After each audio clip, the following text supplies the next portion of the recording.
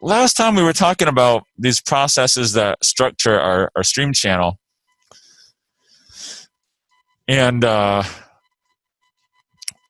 erosion, deposition, these processes that depend on flow velocity, right? So like on the outside of the bend, we get a lot of erosion on the outside here, deposition back here at lower flow. And we also talked about sediment. And of course, the reason that we get deposition is because there are particles moving in the water, right? And when the water slows down, those things settle out. So that's kind of a good transition to our topic for today. It's just to think like again, thinking of how streams are different from other ecosystems. Like there's this stuff, right? There's this medium of like flowing stuff that they're living in, and it's transporting all kinds of things. So what are some of the things that are being transported in that river water? And just to begin thinking about sediment, one of the things we find in river water is suspended inorganic matter. So this is the sand particles, this is the silica, this is that really pretty like mica, which we see that's settled down to the bottom, and you kick it up and it looks like fairy dust. At least when I've seen fairy dust, that's kind of what it's looked like. So we have that. So we've got suspended inorganic matter. What else is going to be transported in the water itself? Okay, effluent. Yeah, all kinds of pollutants. Absolutely. Yeah. What else? Woody debris. Yep.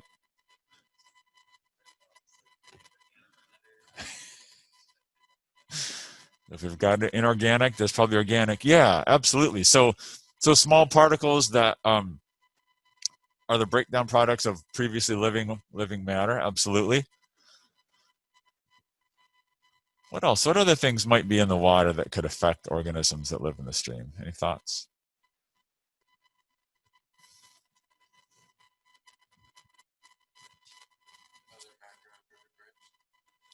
Oh, okay, yeah. So macroinvertebrates also drift. Yeah, I didn't have a separate category for that. But yeah, the fact that your food could be drifting down as well, for sure.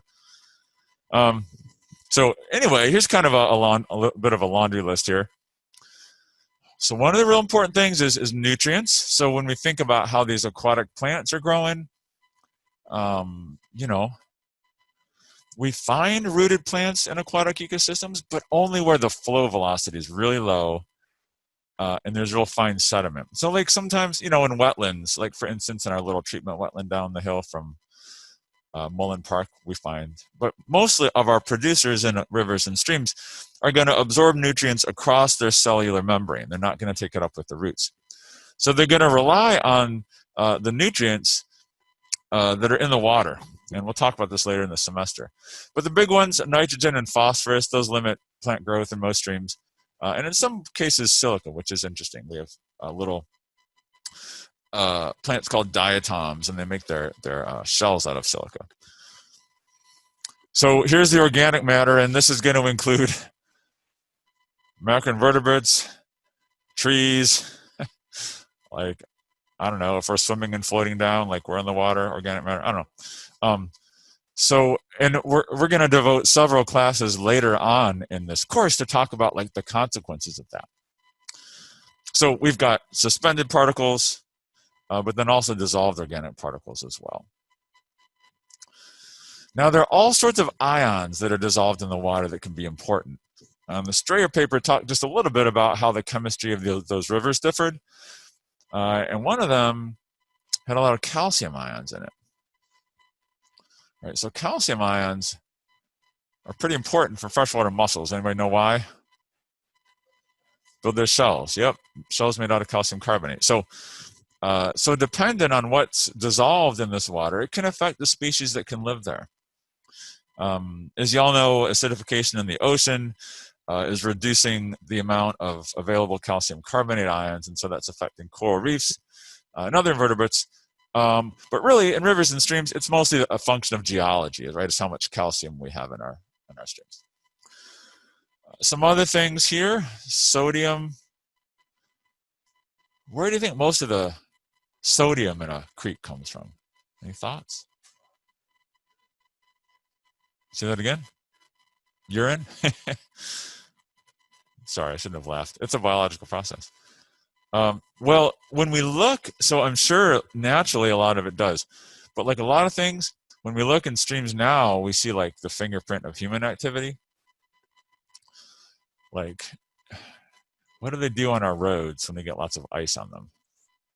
They salt them, and they have found incredible pulses in salt in streams when those run off. So this we kind of find as a consequence of urban development in a lot of places.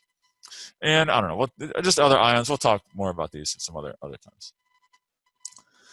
Dissolved gases. What are some important dissolved gases in the water? Oxygen. Yeah, methane can be as well. Methane can be as well.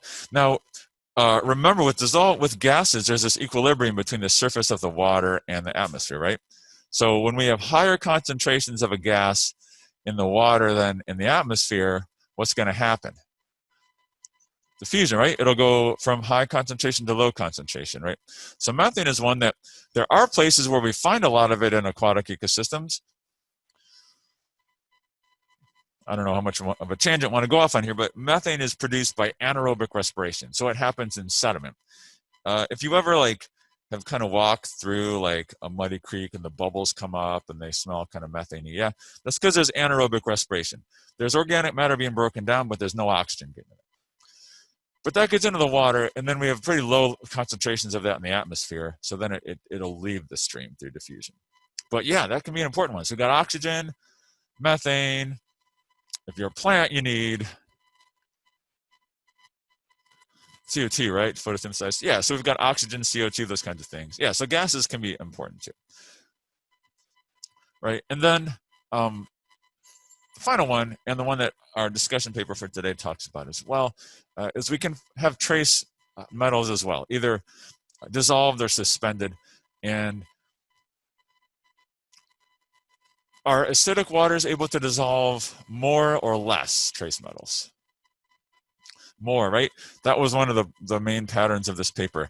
So when our streams become acidified, the ability to dissolve trace metals increases. And when some people, they look at negative impacts of acidity and they say, it might not actually be the acidity, it's the metals that get dissolved in the water when that happens. It's bad for organisms, for aquatic organisms. Okay, I mean, so these are all those things that we don't see when we look at the water. Well, we might see the tree, but we don't see a lot of these things when we look at the water. But the composition of that water is still going to affect what can live there, right? To a pretty great degree. So again, thinking like a fish, thinking like an aquatic macroinvertebrate, thinking like an algal cell, this is going to be real important, right? How this varies. And we're going to collect data on a couple of these in our at our research sites, but not in much detail. We're just going to look at some general things like conductivity, that kind of thing. All right, so again, like lots of things, we have natural variation, then we have human-caused alteration. So Alison Roy, who's now at University of Massachusetts, back when she was at University of Georgia, did a study on the Etowah River in Georgia. And so this is the watershed of the Etowah River. And a little sidebar here, I'll mention again, when I talk about these sort of studies and examples, like you don't need to know every detail of this study, just kind of need to know like the main conclusions from it. I just go through this so that you kind of know like where the data came from and like how we learned this, because I don't know, as scientists, sometimes that's like the fun part. Like maybe she used like cinder blocks in rivers too. That'd be kind of cool, right? So she looked at this watershed and broke it up into smaller sub-watersheds. In other words, smaller tributaries to the Etowah River. They're kind of color-coded based on the size of the different watersheds. And she said, I want to look at how urbanization of each of these small sub-watersheds affected macroinvertebrates. Sound familiar? No. So she sampled macroinvertebrates a couple ways. She used a Cerber sampler, which by now we're familiar with. Speaking of which, if that video looks cool, let me know. We can put it on the YouTube channel. I'll give proper credit, I guarantee. But we should put some fun animations on it. No, I don't know. maybe screaming invertebrates falling into the net. I don't know. That'd be weird. Use this thing called the stovepipe sampler. This is basically a Cerberus sampler, but with like a contraption that, like, what am I trying to say? It isolates the water column that you're sampling. Any idea why you'd want to do that? Like when you're collecting invertebrates, why would you want to have like a thing that encapsulates the water column as you're sampling? Now that you all have experience working with Cerberus samplers. Yeah, exactly. So it's you're not worried about stuff drifting in from upstream. You're only sampling that little area. And then also, like if you're sampling in an area with kind of low flow and you stir up all those invertebrates, you don't want them to like swim away as well. So it's just kind of a little more quantitative take on a Cerberus sampler. So use that. And dip nets, you're probably all familiar with that.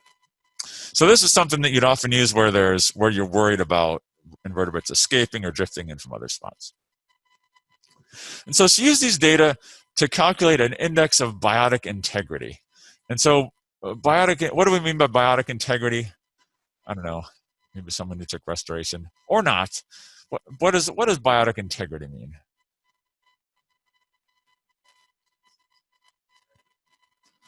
So yeah, so those are definitely things that we'd want to be part of our index of biotic integrity.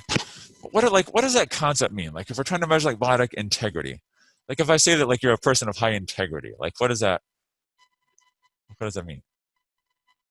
You have high water quality? Maybe, but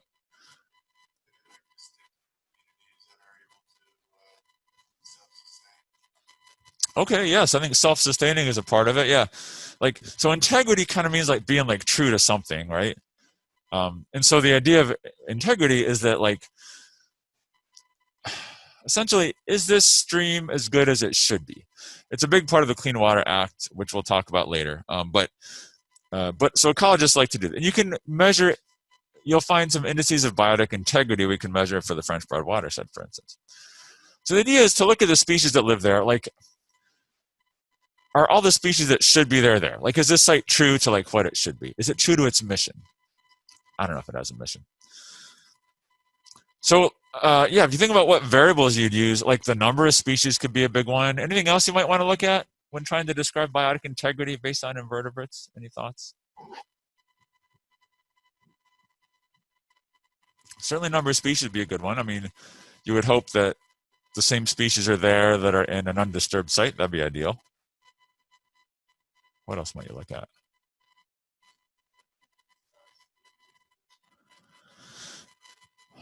Size of the individuals. Yeah, I suppose you could. The tricky part is like, you know, depending on like what part of the season you sampled, then like they'd be different sizes.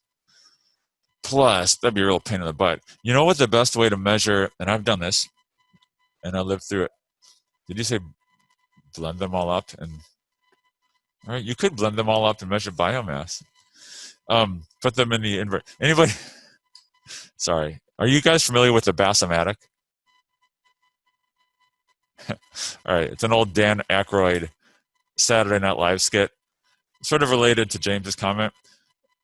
Look up on YouTube, Saturday Night Live, Bassomatic. That's all I'd say. I may or may not show the video, depending on, anyway. You know how you actually measure the size of an invertebrate? You measure the width of the head capsule. Like, because, you know, they've got legs and all these other things.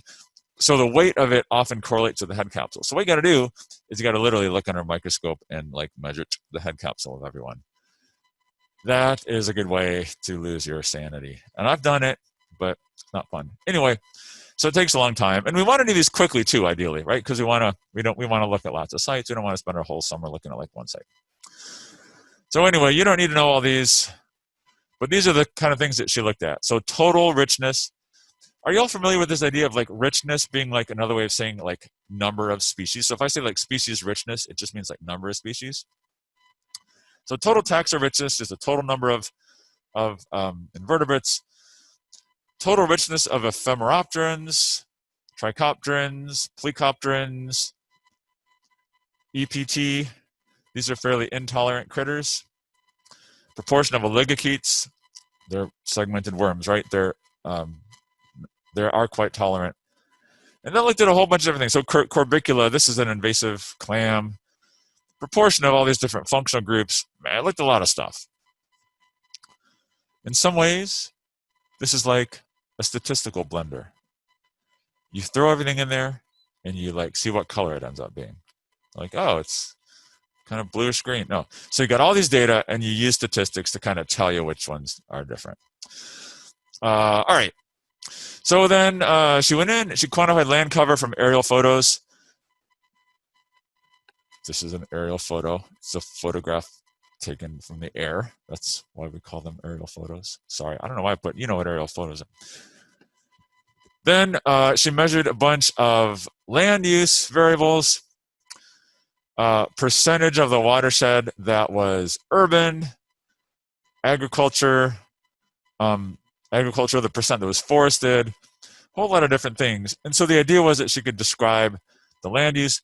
She looked at structures of the stream, the slope of the river or the stream, the depth, the percentage of it that was a riffle, some substrate size character, like, man, lots of variables. And then some water chemistry things as well. Total suspended solids, and then some specific ions. So literally, I don't know. I kind of look at this as like, if you can measure it from a stream, I think she and her PhD advisor were like, let's go measure it. Let's go measure it all. All right. So here's what she found. Each of these numbers is a stream. All right. And these are just indices of biotic integrity. This is the North Carolina Biotic Index, which she used in Georgia. I don't know if that's legal. Well, surprisingly, invertebrates don't care that much about state lines. They just cross them. So anyway. And so this is like the category of the stream. So based on these indices of integrity, like, was it excellent shape, good, fair, fairly poor? And she plotted that related to percent of urban land cover. Now, looking at this graph, what do you think her take-home message was from this graph?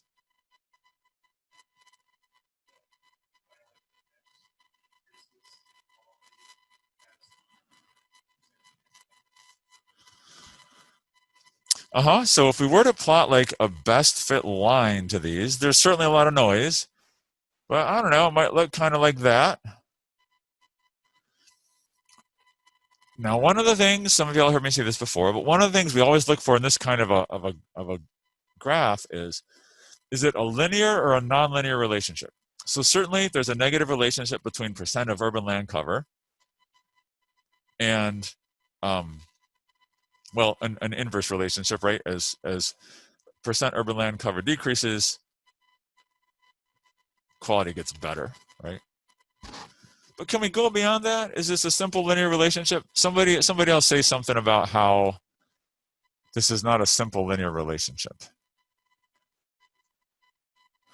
It's kind of curved. So if we were to plot like the line that best fit our data, it would probably look maybe like that. Let me ask you this question. If we just look at the data below 15% urban land cover, would we necessarily even say there's a relationship between urban land cover and biotic integrity? Probably not, right? Like if we just kind of chop these out, it's all over the place, right? I mean, we're below 15% urban land cover. We've got streams that are in good to fair condition, streams that are in excellent condition. So what do you think she concluded then as far as like the nonlinear relationship here?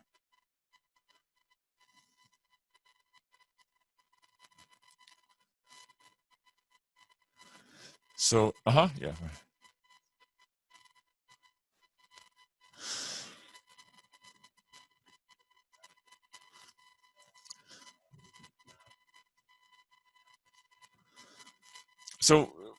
So good point, right? If we were to look just at these data, we'd say other variables are important because they've got a big range here. So there's differences going on, but not with relationship to this. So that's part of the story, right? When you find that, you generally think something else is going on.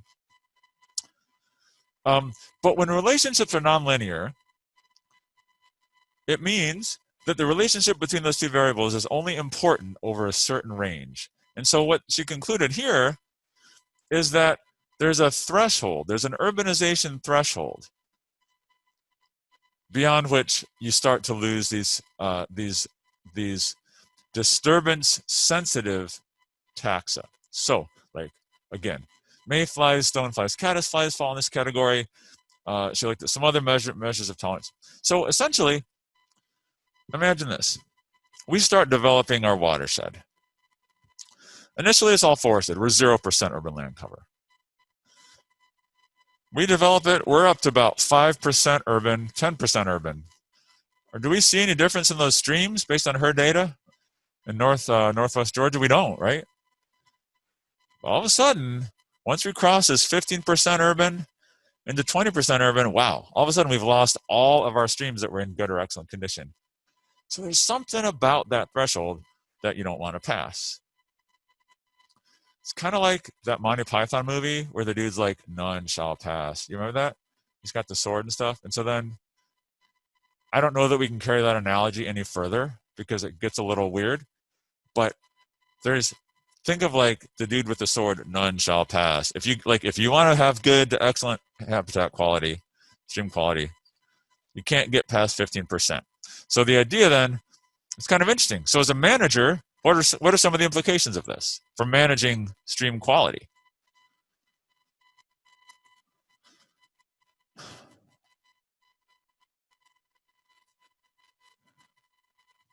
Now, this doesn't talk about things like how much of the riparian zone is forested and all that, putting all that aside. Those are probably the other variables that are important. But if I've got a watershed that's sitting at about 10 to 15% urban, I might want to be real careful about what happens in that watershed.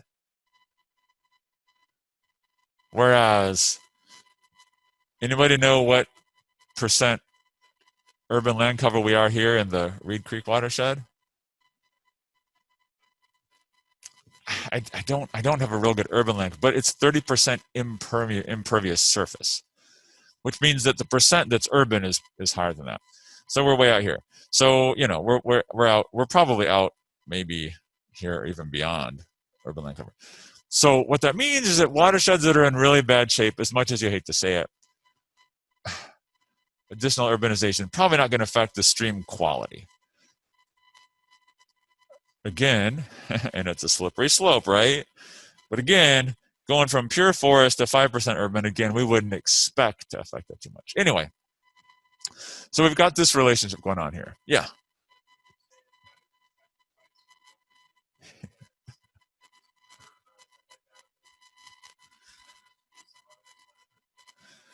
That's what I say. I hate to say that. I would rather keep as many of the streams here as we can. And if we're going to develop out here. An interesting parallel to this came up when we were working in Nepal. And there's a Karnali River. I'll show you guys some pictures during this class. Karnali River has never been dammed. Incredibly great biodiversity. There are other rivers that have several dams on them, and they've already had loss of migratory species.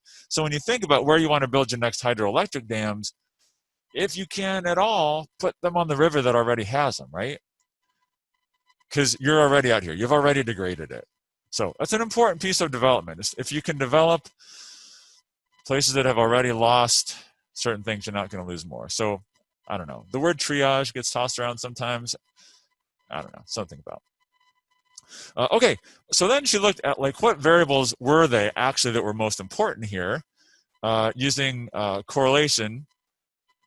And it turned out that specific conductance was the variable that best correlated with this urbanization. So you might ask, what was it about urbanization that affected these streams? Was it that you just had people hanging out near the river a lot and the invertebrates got annoyed and left? No, it wasn't that. It wasn't that the conversations that went on in these areas, people, they just left because they were annoyed. It wasn't that. It was conductance, and that's just a broad measure of all the ions dissolved in the water. Chemists don't like that. I kind of don't like it, but it's a lot easier to measure than, going ion by ion. You got to like acidify, you got to like take samples and like acid wash bottles, you got to keep them on ice. All you got to do to measure specific conductance is conductivity that we're going to measure. Put a probe in, press your button, gives you a number. So it looks like what was really driving this pattern was increased ion concentrations. When we look at rivers and streams in western North Carolina, we measure conductivity. Conductivity in Glens Creek here is somewhere on the order of 10 to 30 times the conductivity of a place like Bent Creek. It just measures like how fast electricity moves across the water, which is a function of the number of ions. Okay, so why is it that urbanization had this big impact? Looks like it has to do with all the ions getting in. Whether it's washed in from salt that keeps our little vehicles from slipping, or it's, you know, a factory that's putting some effluent into the water, whatever it is, look at the ions, that's going to tell you. Right, so that's kind of what's going on here. All right, so these all these things here, go back to our list just momentarily. Just wanted to touch on a process with gases, particularly CO2 that gets dissolved in water here. So what happens to CO2 once it dissolves in water? Yeah, it gets broken apart. But what it will often do is react to form something not so nice. Well, I mean, it's kind of nice. I mean, is it really evil? No, it's just doing what it has to do. That's carbonic acid. So CO2 in water reacts to form this mild acid, carbonic acid. The issue, of course, in the oceans is that as we increase concentration of CO2, we increase concentration of this carbonic acid. I'm not going to ask you to rewrite these equations. I just want you to get this the take-home message here, and I'll get to it in just a second. All right. Well, there's an equilibrium reaction, right? Which means that we have species on both sides of this strangely drawn reaction arrow. We know that this carbonic acid can dissociate to form the hydronium ion, and then bicarbonate, or even further to form carbonate.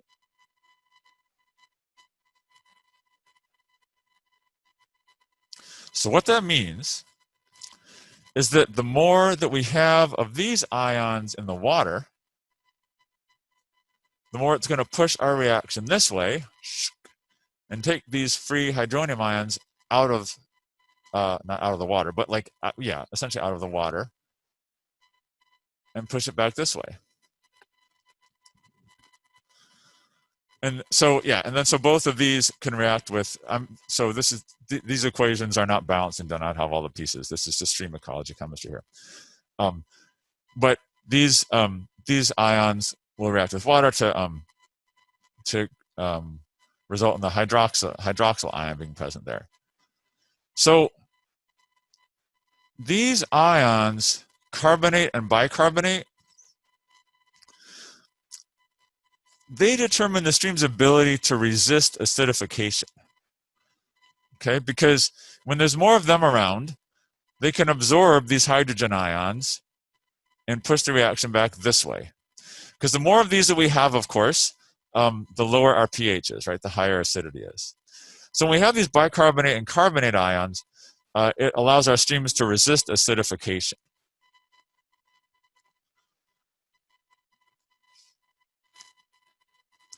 And these come from erosion of sedimentary rocks. Sedimentary rocks that have a large amount of calcium carbonate in them. Does anybody know our geology around here? Is there a whole lot of sedimentary rock? There isn't. There's not much at all. So because of that, streams in the Appalachians have been very susceptible to acidification because they don't have a lot of these carbonate and bicarbonate ions naturally occurring in them. One of the ways that they treat acidification of streams up in New York State, and actually Dr. Russell did her PhD research on this, is they dump lime, calcium carbonate, into these streams.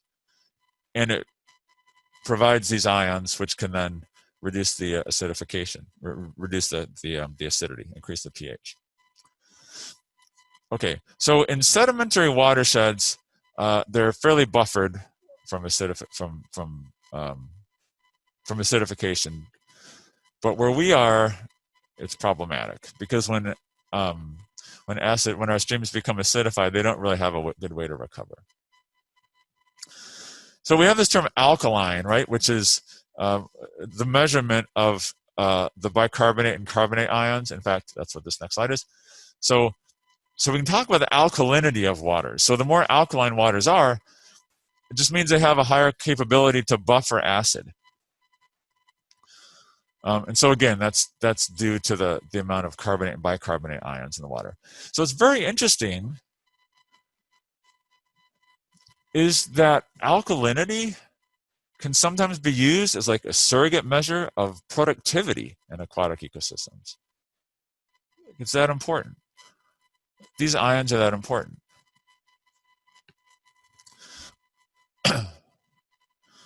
So if we think about what determines a stream's pH, then one part is going to be the alkalinity. Another piece is going to be the buffering capacity in the soil, because the water that is going to, of course, run on its way down to the stream. Hopefully it'll infiltrate into the soil. Hopefully it'll percolate down into the groundwater. And buffering can happen then before it finds its way into the stream.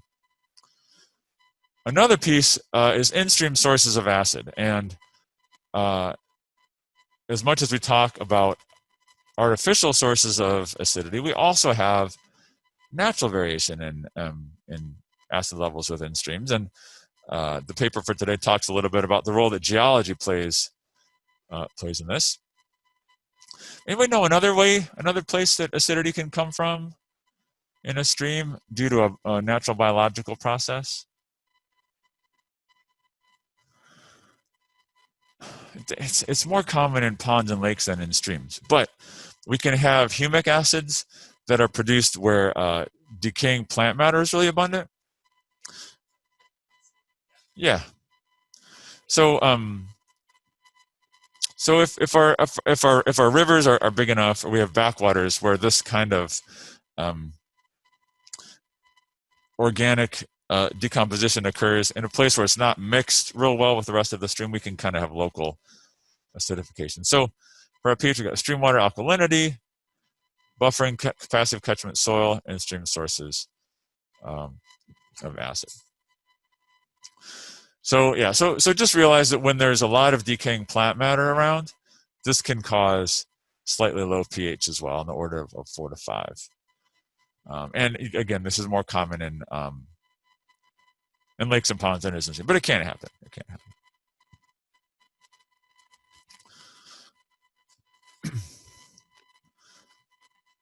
All right. Acid rain is the other piece. I'm just going to go through this briefly because our paper will talk more about it. But you know, they found, we first saw this in the Adirondacks up in New York, where there was acid rain because of nitrogen loading from fossil fuel, from coal-fired power plants, essentially. And this is biomass of trout and density of trout related to pH, and so there's you know, a declining relationship as the pH of these streams declined, the density of trout and the biomass of trout declined. The tricky thing though is that concentration of aluminum, it can be related to pH as well, but in this case it was pH that affected it. So we've seen declines in abundance of fishes related to pH. Looking at pH as well, this is species richness across a whole group of English streams. In many of these streams, again, there was this sort of negative relationship where we have fewer and fewer species at low pH. So we have lots of examples of decreased species number as a result of low pH due to anthropogenic loading. And alkalinity, interestingly enough, which is the flip side, but can play a role in productivity as well. That when we look at streams across the US, and we look at productivity of trout and salmon, the most alkaline streams have higher productivity. So across a broad geographical scale, pH can have a role in productivity. When I first came here to Western North Carolina, I have a pH meter. We measure pH a lot of streams, and at this point, there's really not that much variation among the sites that we go to, strong enough to really, correlate with any differences in fish abundance or species richness, anything like that.